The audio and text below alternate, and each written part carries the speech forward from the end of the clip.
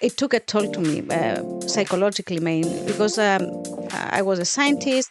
I didn't have a financial background. I didn't have a business background. So from scientist to become an entrepreneurship overnight, it was a huge challenge. I had to learn things, educate myself, but at the same time, I didn't want to lose my authenticity. And it's something that, I put my foot down and said, you have to stay authentic. You don't have to change your character and become something completely different than you are. I'm Farah Shammas. Welcome to Hotel Talk. We hope you enjoy listening to this friendly conversation between people connected by real life in hotels. Welcome, everyone. I'm very excited today because we have been planning this podcast for, I don't know, maybe a year, 6 months at least. At least. I have Marianna Prokopi-Demetriades with me today, and she is a biotech innovator. So definitely not in hotels, but we meet very often in hotels, at conferences, different talks, at different events.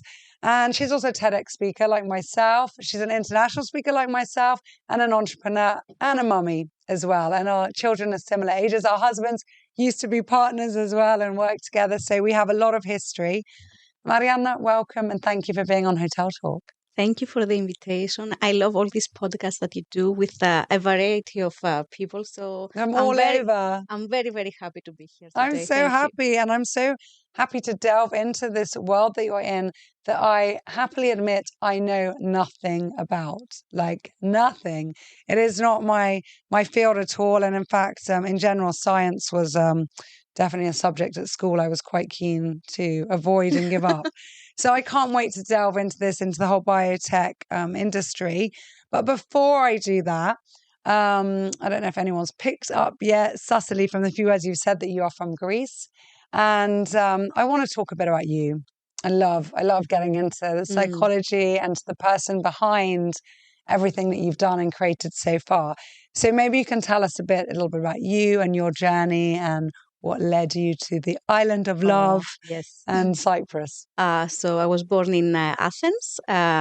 Both of my parents were Greek.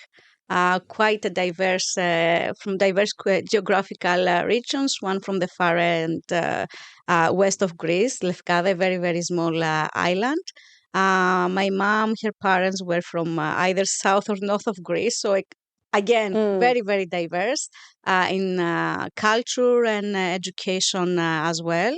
I was born in Athens, raised there. Unfortunately, my mom died when I was 9 years of age. Wow, and, that must have been it was difficult. one of the things that you will never forget, and it takes a toll.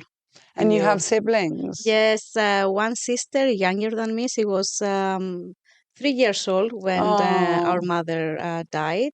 Unfortunately, I lost her from cancer 6 years ago. Your sister? Yeah, and my dad as well. So cancer follow us all over, this So from your family of four, it's only you now? Yes. Holding the flame for them all. I'm so sorry to hear that. That makes me really emotional. And you must have been like a mummy to your sister. Yes, I was because her of mom. 6 years difference. Yes. So I remember I was doing potty training to her. So, I replaced our mom in the family. And this is something that I want to have a nice family and feel this homey feeling. That's why my family, for me, it's my first startup. It's As number a one. good friend of mine said, your family is your first startup. So, absolutely. Absolutely. So what then led you to the field of biotech engineering? Because you've just said some absolutely groundbreaking, earth-shattering moments that happened very early on in your childhood. And especially with illnesses like that, losing a parent to cancer. I know that for many, psychologically speaking, when there is loss at a young age, actually, unfortunately, with that loss, maybe the silver lining is that many times they become very successful because there is no fear. Yeah. the worst has happened. So what else can Exactly. happen? Who cares? I'll start a business because if it fails, I don't care. Like there's much more important things in life. So tell us a little bit about then your entrepreneurial spirit, why you went into such a field, how did science play a part, and the role of technology and everything else. So, even before my mother died, I was always curious about the environment around me. I was mixing different things in my free time.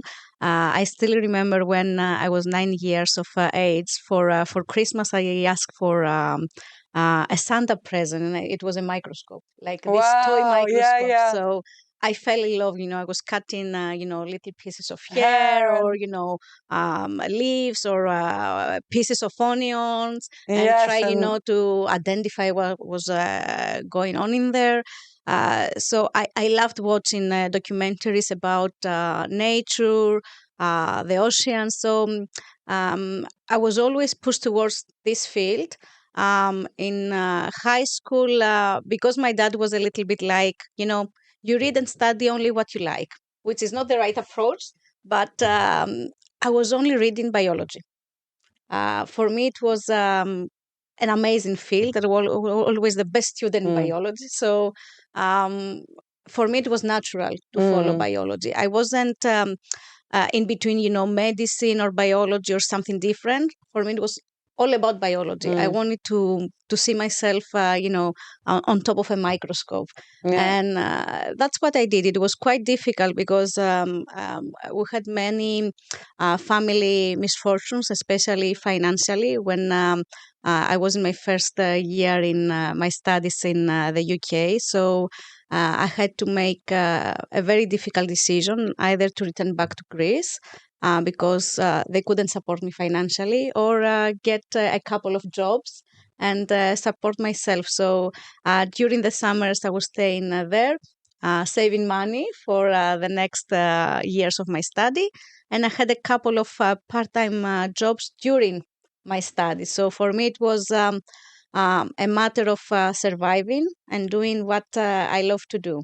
must have made Uh, you so strong and so yeah. determined. What jobs did you do just out of Oof. interest? From I love cooking. So Okay. for me, even now that I'm very very busy, every night I cook for my family, and for the Mm, weekends I'm doing like even pastries, stuff like that. So even though I was trying to do like easy jobs, be like a clerk in a supermarket, mm, I was ending up in the kitchens. mm, So I even had a cooking certificate from England, a cook certificate.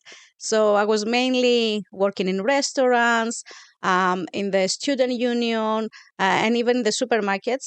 I was cooking. mm. So it was very, very hard, because when you see how a restaurant in reality works, I think it's one of the toughest jobs. It's not only Yeah, I cooking, it's know. cleaning, taking care of expiration dates, ordering, with something really useful now that I have my own manufacturing business. uh, so yeah, very very hard. And at the Yeah, moment, I still remember there were days that I didn't have enough money to buy even a pint of milk. So I gave a promise to myself that whatever happens to my life, I will never be hungry mm, to start with. yeah. Yeah. Bless you. I'm sure, I don't know to say that everything happens for a reason, but again, the best outcome that came of this is that you learned so many things then that you can use in your life. Mm, And you hear it over and over again. My grandfather, I've said it before, I think, on this podcast, but he had the opportunity and a scholarship to go to Lebanon from Syria to get to study at university, but his scholarship only covered a third of the fees, and mm, his parents didn't have the money for the rest. So he worked in the university to cover one third, and then outside of the university covered the other third. And he still got 5 degrees at the same time. He did okay. 5. Yeah. And then so many of the things he learned helped him throughout life, like Mm, Steve Jobs, who did the yeah. calligraphy course. And that's how fonts came about. So yeah, as you said, now you've got a business where you're putting into play all of your Yes. your All side your hustling. skills. Yes. Yes. Yeah. So tell us a little bit about biotech. If someone like me is not in this industry, what is biotech? So, biotech is the production of technology that has to do with life. So, I studied biology, then I continue with biochemistry.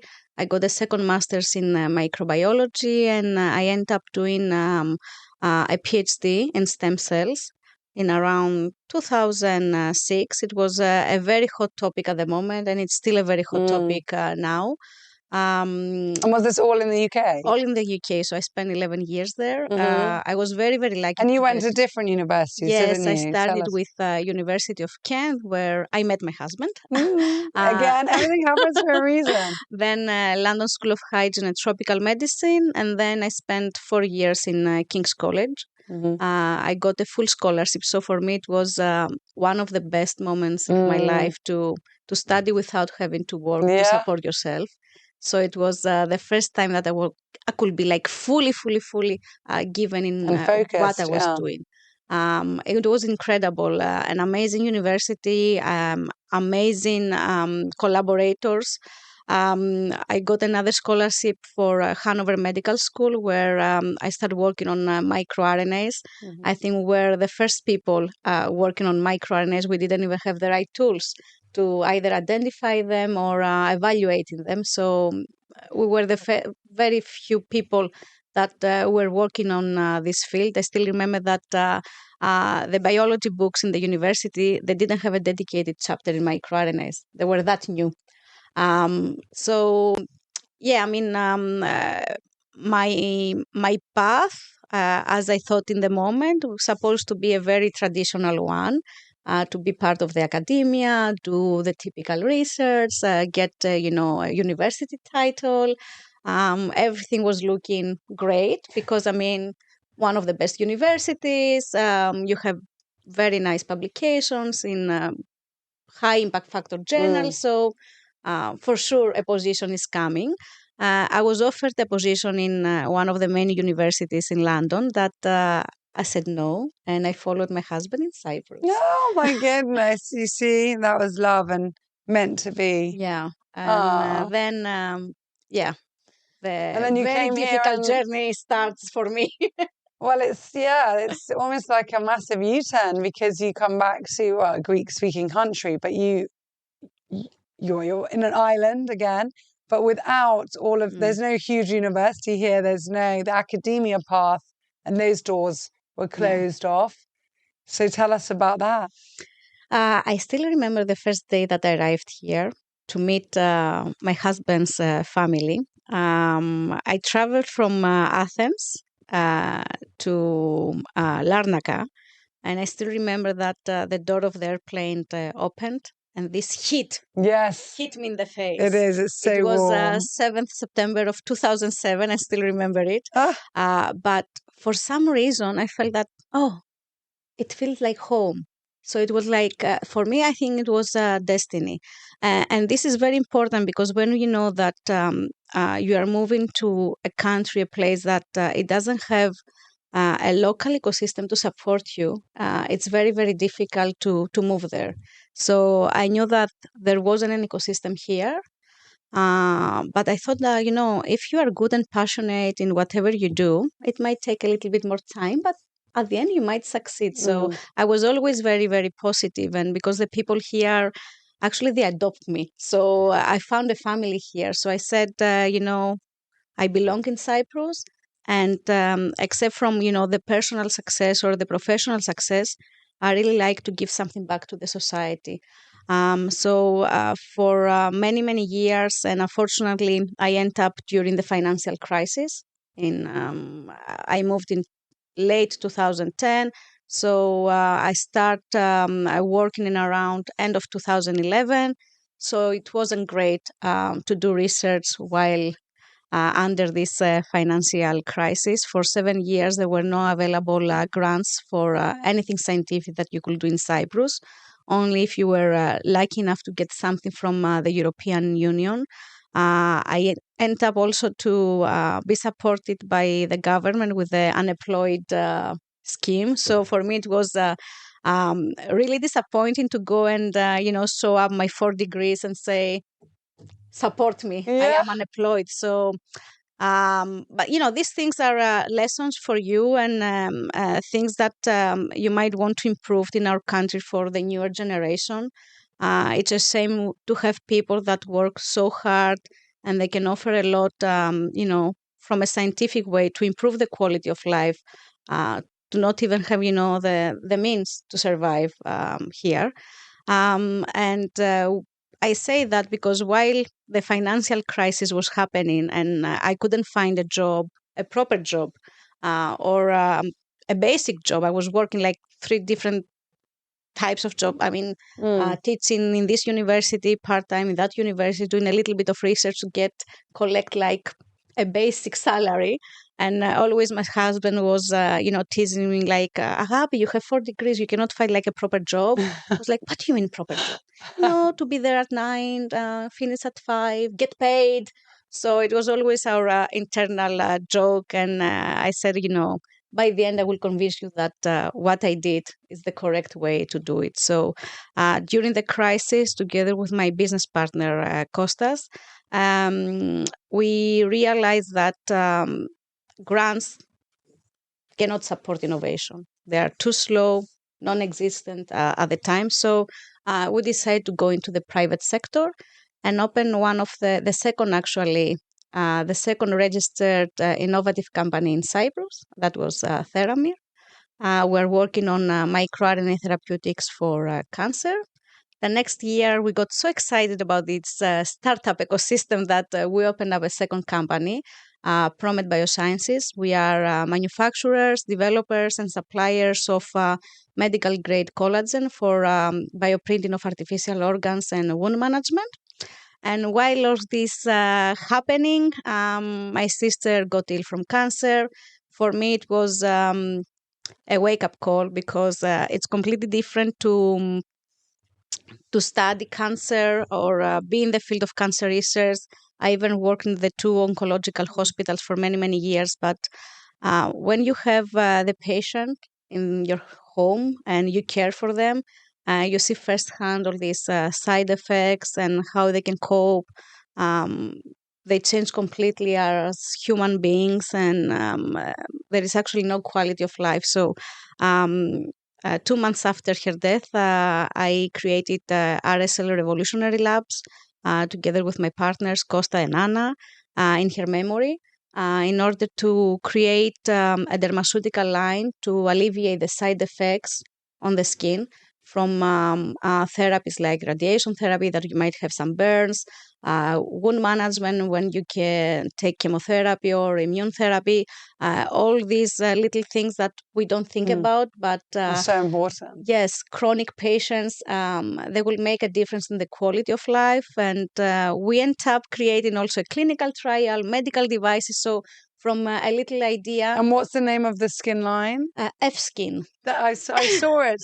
I saw it at, I didn't realize that was yours. I saw it in, I don't know, one exhibition in Limassol, and I remembered it, and I sent it on to some people I know who have been going through a tough time. Yeah, thought it was really, really so amazing. the Greek part stays there. Yeah, so the F, which is the well-being, making something well. So we started being a dedicated line for cancer patients, but because we work a lot with healthcare professionals, they realize that it works a lot with eczema, psoriasis, diabetics, when they have diabetic foot, lymphedema. So there are so many applications now that they're using the products for. Many people said that, oh, guys, you don't have a focus. You're doing many, many things. But for me, it's very clear. We're creating solutions as a holistic approach to cancer. Exactly. So, and you're helping. Yeah. And, if one thing helps, but you think of another, go for that. You're not just focusing on any one part or one medical side of things. It's everything for that person to have a better life, as you said, and you've lived it firsthand. How long was your sister sick for? 2 years. 2 years. But it was really, really difficult because she was younger than me, a beautiful girl. We end up in a wheelchair.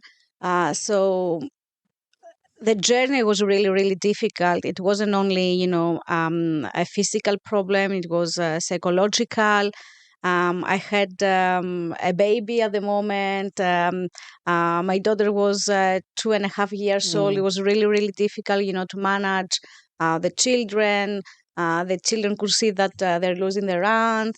And financially, for me, it was really, really harsh because we started the companies, but as you know, startups, they take a lot of time to be self-sustainable. So it was really, really difficult. But that's where the community comes in to offer help, either patient organizations, my best friends, or even people that they didn't know me well. Everybody helped. That's why I say Cyprus is such a love island. It's beautiful. I mean, um, you go everywhere and people want to help, offer something to you. And this is something that I will never forget. Oh, bless you. I have no words, really. Yeah, I think we better not cry. So on this podcast, Yes. but I can't even imagine what you went through, really. It's amazing. And I have so much respect for you and your positivity and everything you've done, and that you've turned such a traumatic experiences, not just the one, into so much good and her helping so many people. And I think that is truly admirable. So keep it up. Yeah. And I can't wait to see what else you do. So, what are some of the most exciting things going on? I mean, you spoke a while ago about genes and different trends in the biotech industry, but what are other advancements that are happening at the moment, and what should everyone be looking out for or and be interested in? So now there is a shift for the past 10 years into a more personalized medicine, which is the only way to go, especially with really difficult diseases like cancer. And personalization comes from different angles. Either you can do genomic profiling of the patient, and you can help with therapeutics, but at the same time, diagnostics. So at the same time, you need the diagnosis and also the therapeutic tool. So these are going hand to hand. And I think now in biotech, we are in a very exciting field and time that we do have the tools, the equipment to do this analysis, to manage all this data that we produce, even with AI, that will help a lot. To extrapolate information that is really, really useful. Another trend that I believe is really, really useful is to improve the quality of life. Not just treat, but support everyone to have a very good life. And the third one is prevention.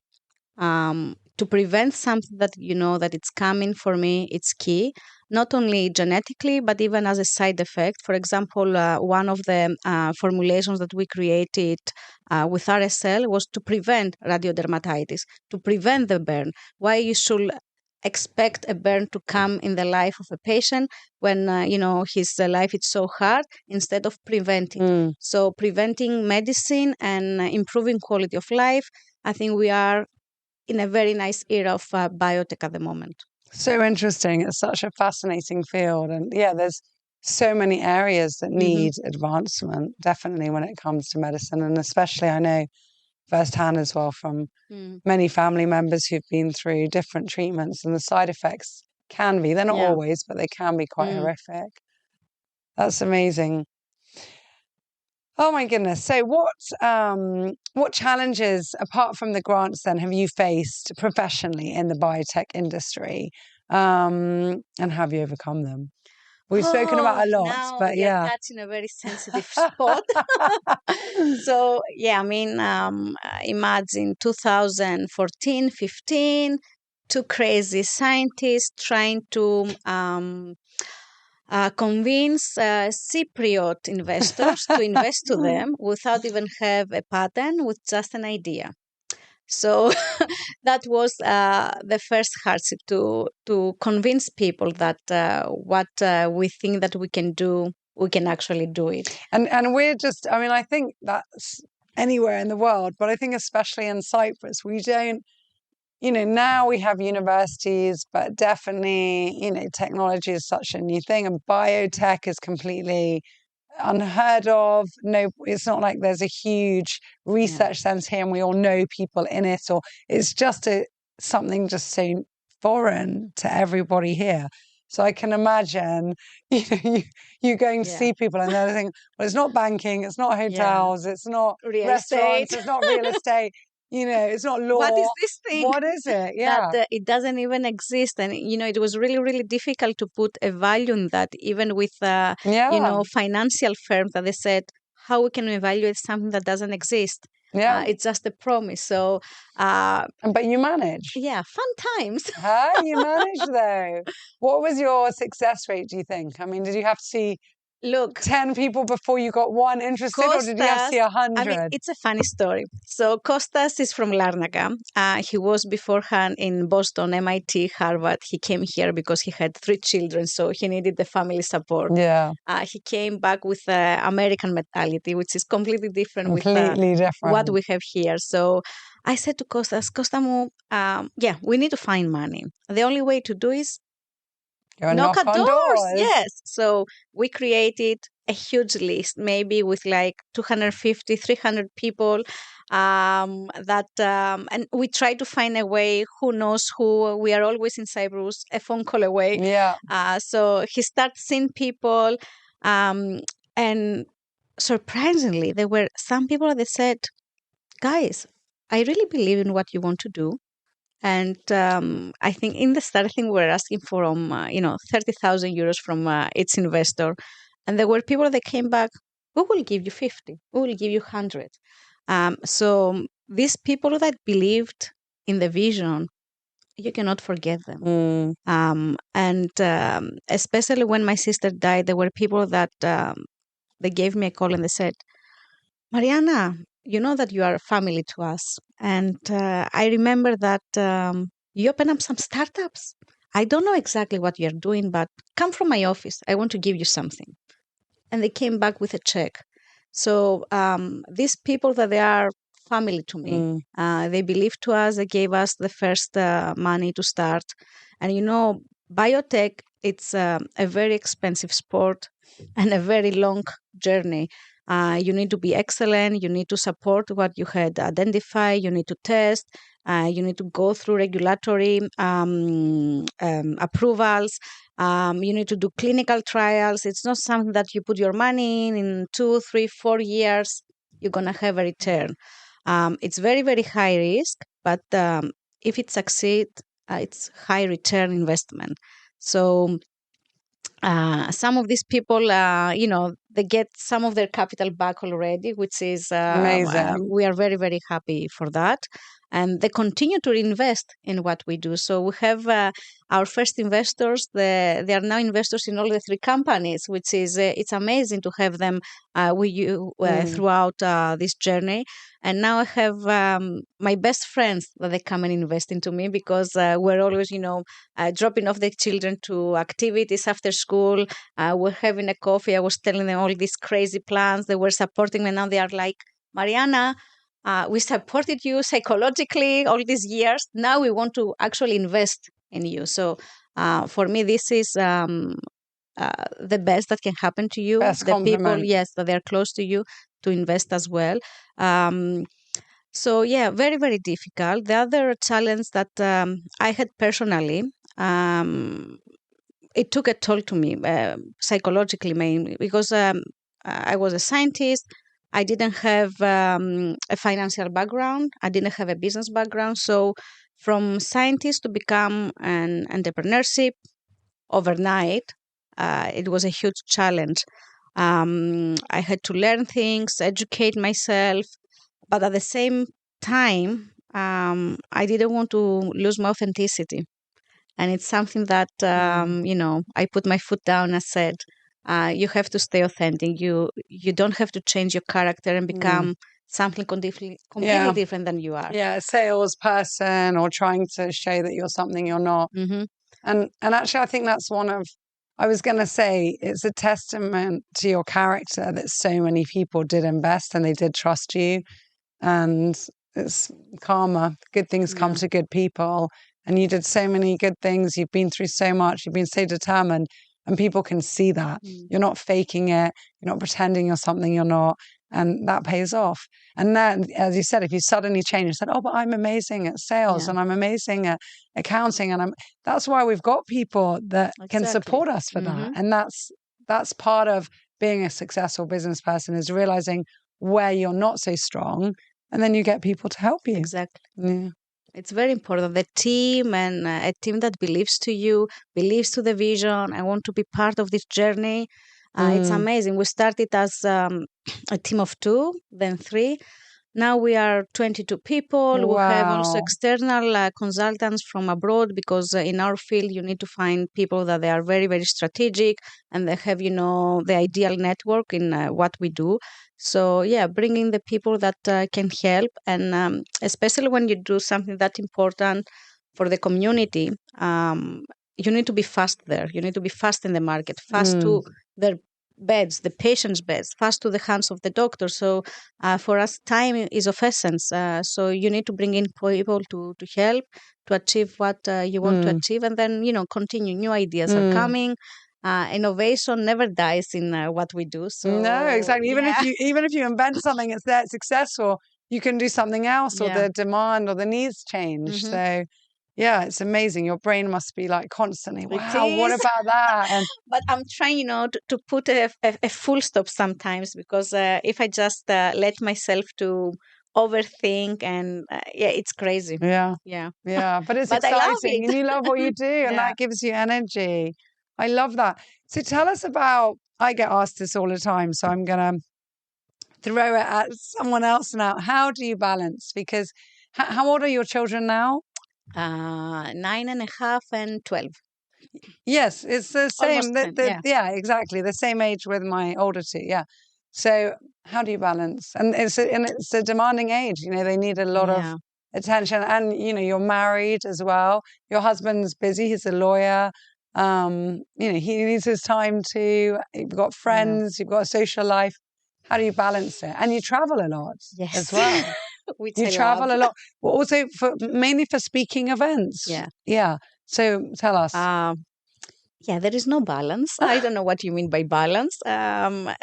Yes, true. Balance is living. There is no balance. So I try to live the moment. I tried once to put a nice program, and of course I have like a program. My calendar is full for the next 6-8 months. But in between, I'm trying to be focused in where I am at the moment. So once I'm back home, I'm a real mom. And I try not to work in the weekends, which is a little bit difficult with all these conferences and demanding events. But I'm trying to split it at least for some months. I took some months off from events during November, December. I tried to recover from all this. But when you do something that you really, really love, I think you can find the time. The problem was that I left out myself. For many, many years, I wasn't a priority.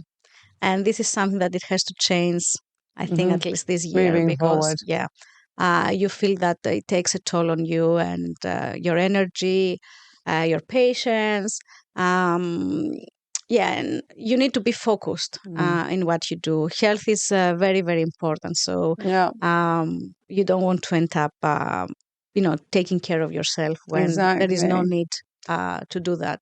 So they say a person with their health has 1,000 dreams, but a person without their health only has one. Exactly. And that's to get their health back. So we really have to take care of ourselves.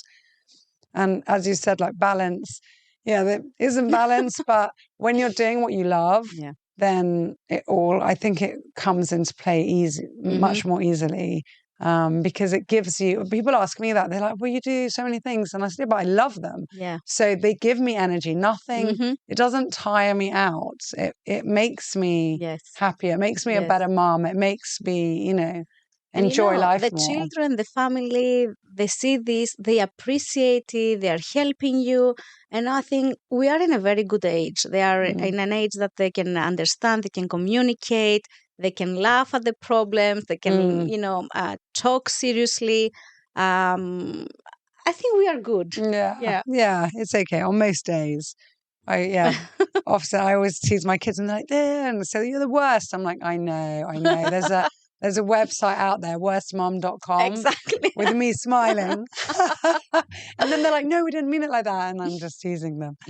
So yeah, we just do our best. What can we say? So how we've spoken a bit then how you found living in Cyprus, and we didn't mention that your father-in-law is a famous painter on the Yes. island. And for those of you who don't know, Spiros Dimitriades did all of the paintings that are in the main building of St. Raphael Resorts. So all the 216 main rooms that were built and opened in 1987 are all his artwork, which is amazing. So yeah. So okay, you've spoken a bit about living and working in Cyprus. Let's talk a little bit about what advice you'd give to young professionals anywhere in the world looking at going into this field. Tell us, what do you think they can do better? Biotech, it's an amazing field. It's very exciting, very creative, it's hands-on. So only if you really, really love it. And I imagine, but I could be wrong, are there more men in the field than women? Look, in STEM, yes, more men than women. In biology, we are more women. Okay. But the problem is, most of the women, once they decide to have a family, have their children, they have an empty gap in their CV. And this is problematic to continue getting up to the ladder. And the problem is, we don't have senior scientists that they are women in either establishments like research centers or companies or universities. So it's very, very difficult to see a successful female scientist in the field. And this is something that we try to change. If you don't see the people that will inspire you to continue to become like them, it's very problematic. In Cyprus, we have, I think, an 11% of women scientists in high positions, which is ridiculous. But it's almost the same like in other countries. I'm working a lot with Germany, the UK. So in UK, it's at 22%, in Germany, 17%. So we are not very far off from them. So it's an international problem, I think. And that's where we need to support everybody in the field. But I'm very sensitive about young female scientists, and I'm trying to be part of many organizations and many charitable organizations to help them. In our business, we are 85% women, and they're all amazing. Wow. They are so fast, so creative.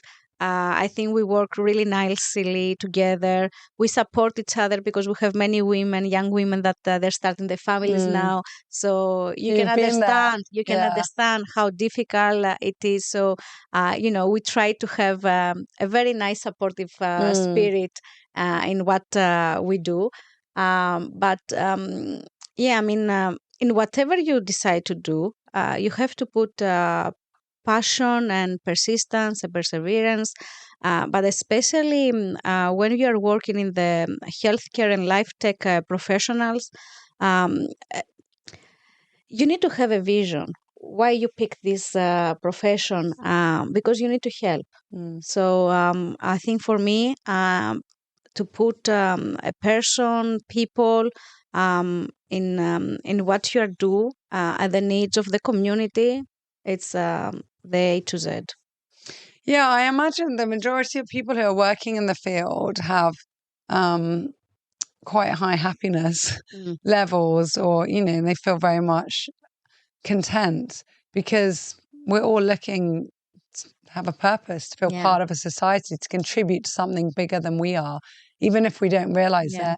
And I think definitely it's a problem with the younger generation who are now awestruck with the idea of influencing or working less and having more.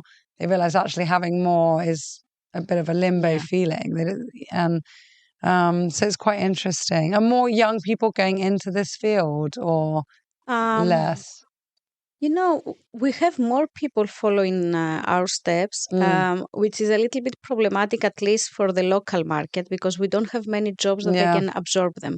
So, and for us, I mean, one of the reasons that we wanted to create our headquarters here and even the manufacturing, the production, for me, it will be much easier and cheaper and faster to do it in China and brought in the products into Europe. But you want to leave something back to the community. We wanted to create something that the young scientists, instead of not working in the field or not working at all, because we had many, many examples of them, to find a home Yeah. and create something. So it's very, very important to support this field, especially when I think the number is 35% of the graduates from the local universities are in the life sciences field. Wow. So Yeah. where are all these people are going? Abroad. Yeah. So interesting. So, what excites you most about the future? Final question before we get on to the rest. What are you looking forward to? What can we expect to see from you? What do you think might happen in the biotech industry? And any personal projects you've got coming up? Yeah, for me, I mean, it's always about finding a cure for cancer. Mm. Our patent just got granted in the US, Europe, Japan, and Hong Kong. It's a breakthrough technology because we try not to kill cancer cells like most of the traditional medicine, but we found a pathway that we can reverse cancer cells to healthy ones. This is Oh, something so that yeah, amazing. So rather yeah, than killing them, to reversing get them. do Yeah. reversal. So with that, And are they all the same though? Sorry for this, because there's so many different types of yes. cancer. Like I'm not sure if your sister or mother passed of the same cancer or different. Um, Yeah, how I would mean, that cancer work? is a very complicated Mm, disease. It's not just one disease. All the problems arise when the cancer cells start to metastasize in, mm, other regions organs. of the body. And our platform can target 30 different types of cancer based on specific gene modifications. We're focusing at the moment in triple negative breast cancer, bladder cancer, and pancreatic, mainly because of the budget, the time, the limited amount of people that we have. We are in a very good place where we will start in the next 2 years with pilot manufacturing production of the drug and looking for strategic investors and companies that we either license the technology to them or work with them in order to enter clinical trial phase 1. So this is a platform technology. So This is you started with amazing. one type of cancer and you can expand. Hmm. And the main role of the drug is stopping the metastasis at every single stage that the disease is, which is for me to stop a metastasis. It's a major breakthrough in cancer.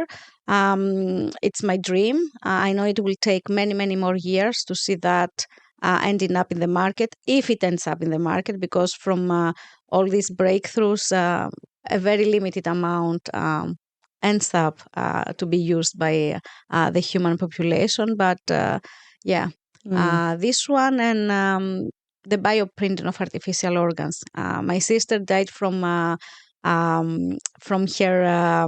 kidneys at the end, not from the actual cancer. So imagine if you could replace some of the organs that you have completely Hmm. destroyed by try to make these people well. So everything goes hand in hand. For me, it's like the quality of life. And we don't try to make the superhuman or extend our Hmm. life forever. That's not our scope. Our scope is if you are lucky to be in this world, at least have a quality of life, Hmm. live it well. Mm. Absolutely. Well, I think so many people who listen to this will just be amazed by everything you've done. I am. I'm blown away. I can't believe I've known you for so many years and I didn't know anything that you've just mentioned. And I have such newfound respect for you. I admire you. I think you're fantastic. Oh, thank you. Favorite quotes? Oh, yes. So you said that you're gonna ask me this question, so I Yes, start. it's the only question that I give in advance because many times I ask people Yeah. and they're like, oh, and then afterwards they're like, I should have said. So I always tell people in advance, think of your favorite So quote. yeah, I try to think, and then I said, okay, I may not have a favorite quote, but two words that really matter for me is that Meraki, and authenticity can take you anywhere in this world. And this is something that I keep telling to my children. Whatever to decide to do in your life, put the whole of your soul in it, your passion, and be yourself, be authentic. That's the most Absolutely. important in life. Absolutely. 8 billion people and everyone else is taken. The only one Exactly. left is Yes. you. So here's our bonus question, Oh the my crystal gosh. ball. Let's see. Let's see what you got. Da da da da. Ooh, if you could have any superpower, what it will be? Oh, I think someone else has asked this before. I love it. Uh, to be different places the same time. Be the mummy at home Yes, and then the businesswoman on it stage. will save me a lot of time and There you energy. go. Clone yourself Yes. and Next remember all of project. it. Yes, you're in the right field, that's for sure. Marianna, thank you so much. It's been a pleasure. I've loved every minute of this episode and this recording. It's fascinating, and I can't wait to see everything you do. I wish you all the best from the bottom of my heart. Oh, If anyone deserves it, it's you. thank you very much. I was very, very glad to be here and have a nice talk with you. Thank you.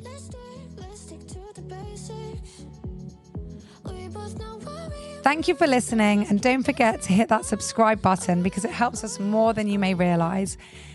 If you are planning on coming to visit us at St. Raphael Resort and Marina, feel free to email our reservations team quoting Hotel Talk and receive an exclusive offer just for you. We look forward to seeing you soon, hearing your feedback about our show, and producing many, many more interesting episodes just for you, our listener, and our valued guest in mind. Thank you so much, and take care.